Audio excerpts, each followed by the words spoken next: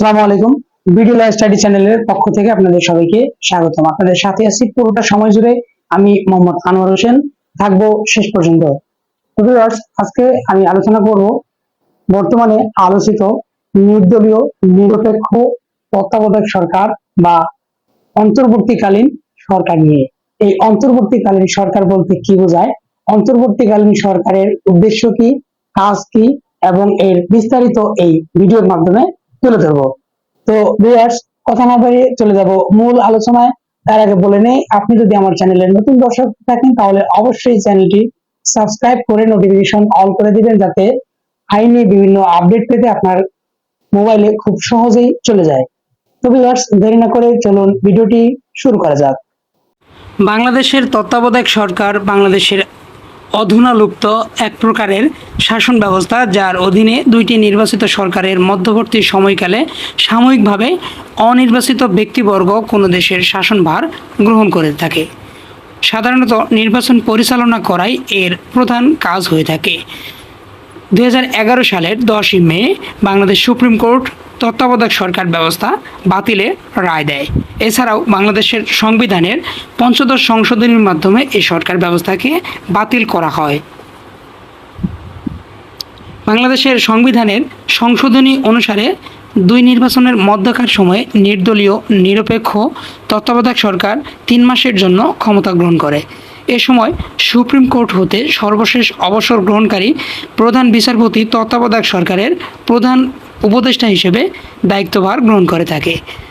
তাকে একদল নিরপেক্ষ উপদেষ্টা মণ্ডলী সাহায্য করে থাকে, তবে এ সময় সামরিক বাহিনীর কর্তৃত্ব রাষ্ট্রপতির হাতেই থাকে। একটি মত অনুসারে এই অভিনব পদ্ধতি প্রথম প্রস্তাব করেন 80-র দশকে জামায়াতের তৎকালীন আমির গোলাম আজম। তিনি বাইতুল মোকাররমের জাতীয় মসজিদে উত্তর গেটে জামায়াতে আয়োজিত এক জনসভায় এই ফর্মুলা পেশ করেন। আবার বাংলাদেশের আওয়ামী লীগের পক্ষ থেকে দাবি করা হয় এই পদ্ধতির উদ্যোক্তা তারাই। বিএনপির নেতা নাজমুল হুদাও নিজেকে তত্ত্বাবধায়ক সরকারের ব্যবস্থার প্রস্তাবক হিসেবে দাবি করেন। তিনি বাংলাদেশের বেসরকারি টিভি চ্যানেল আইয়ের তৃতীয় মাত্রা অনুষ্ঠানে বলেছিলেন, তত্ত্বাবধায়ক সরকারের প্রস্তাব উত্থাপনের জন্যই বিএনপি তাকে 5ম জাতীয় সংসদের মন্ত্রিসভা থেকে অপসারণ করে।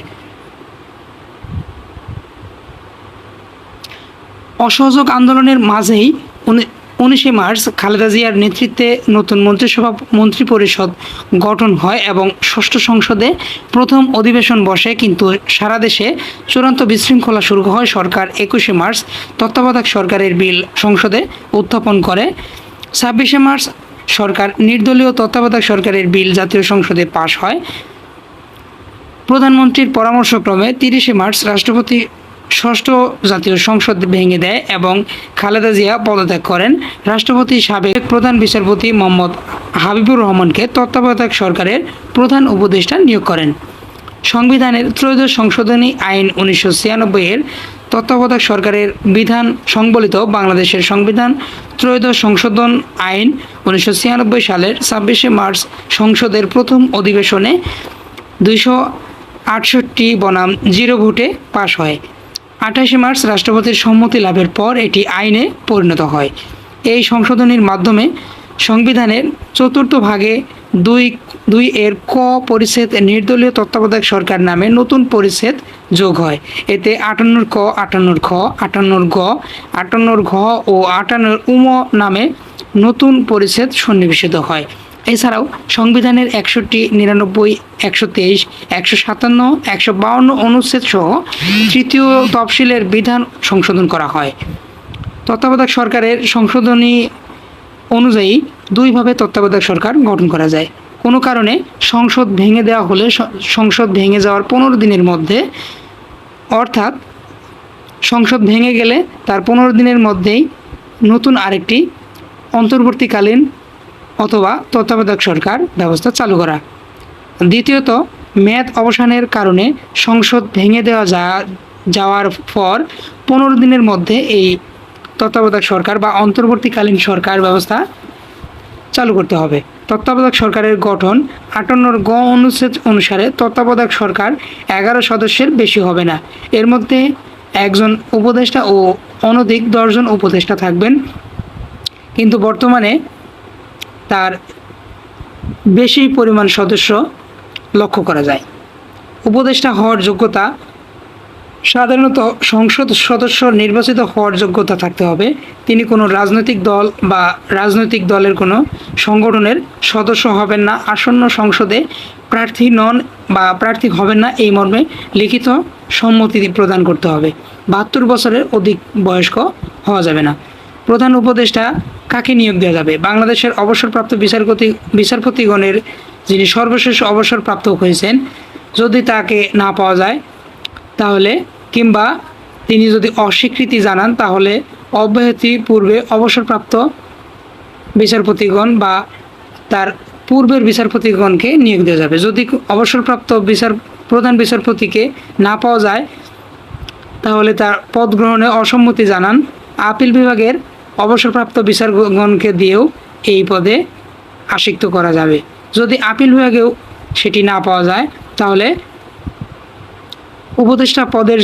প্রধান উপদেষ্টা পদের জন্য প্রেসিডেন্ট তার রাজনৈতিক দলগুলোর সঙ্গে পরামর্শক্রমে কোনো ব্যক্তিকে প্রধান উপদেষ্টা নিয়োগ দেবেন। উপযুক্ত কাউকে না পাওয়া গেলে রাষ্ট্রপতি বা প্রেসিডেন্ট স্বীয় দায়িত্বের অতিরিক্ত হিসেবে নির্দলীয় তত্ত্বাবধায়ক সরকারের প্রধান উপদেষ্টার দায়িত্বভার গ্রহণ করতে পারবেন।